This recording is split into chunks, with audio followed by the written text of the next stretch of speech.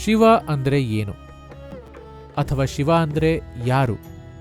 ಶಿವ ಅಂದರೆ ಯಾವುದು ಇಲ್ಲವೋ ಅದು. ಅವನು ಅವ್ಯಕ್ತ. ಸಾವಿರಾರು ವರ್ಷಗಳ ಹಿಂದೆ ನಾವು ಹೇಳಿದ್ವಿ, ಎಲ್ಲವೂ ಬಂದಿದ್ದು ಈ ಶೂನ್ಯದಿಂದ ಅಂತ. ನೋಡಿ, ಗಣಿತದಲ್ಲಿ 0 ಅಥವಾ ಶೂನ್ಯವನ್ನು ಕೊಟ್ಟಿದ್ದು ಈ ನಾಗರಿಕತೆ ಅನ್ನೋದು ಕಾಕತಾಳೀಯ ಅಲ್ಲ. ಯಾಕಂದರೆ ಶಿವ ಅಂದರೆ ಅದೇನೆ, ಖಾಲಿ ಶೂನ್ಯತ್ವ. ಇವತ್ತು ಸಾಕಷ್ಟು ಸಂಶೋಧನೆ ಮತ್ತು ಆಳವಾದ ಅಧ್ಯಯನದಿಂದ ಆಧುನಿಕ ವಿಜ್ಞಾನನೂ ಅದೇ ಸಂಗತಿಯನ್ನು ಹೇಳ್ತಾ ಇದೆ. ಜೊತೆಗೆ ಇದನ್ನೂ ಹೇಳುತ್ತಿದ್ದಾರೆ, ಇಲ್ಲಿವರೆಗೆ ಏನೋ ಕಾರ್ಯಗೈತಿರಬೇಕಂದ್ರೆ ಅದೇನೋ ಒಂದು ಆಗಿರಬೇಕು.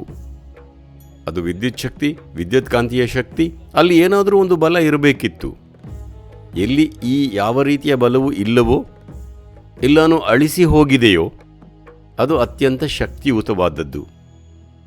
ಅದನ್ನು ಏನಂತ ಕರಿಬೇಕು ಅಂತ ಗೊತ್ತಿಲ್ಲದೆ ಅದನ್ನು ಡಾರ್ಕ್ ಎನರ್ಜಿ ಅಂತಿದ್ದಾರೆ. ನಾವು ಶಿವನನ್ನು ಯಾವಾಗಲೂ ಡಾರ್ಕ್ ಅಥವಾ ಕಾಳ ಅಂದ್ವಿ. ಹಾಗಾಗಿ ಇದು ನಾನು ಉತ್ತರ ಹೇಳೋ ಪ್ರಶ್ನೆ ಅಲ್ಲ, ಆದರೆ ಅದನ್ನು ಧಾರೆ ಎರೆಯಬಲ್ಲೆ. ಅದನ್ನು ಸ್ವೀಕರಿಸೋಕೆ ತಯಾರಿರೋ ಜನರಿಗಾಗಿ ಕಾಯ್ತಿದ್ದೀನಿ.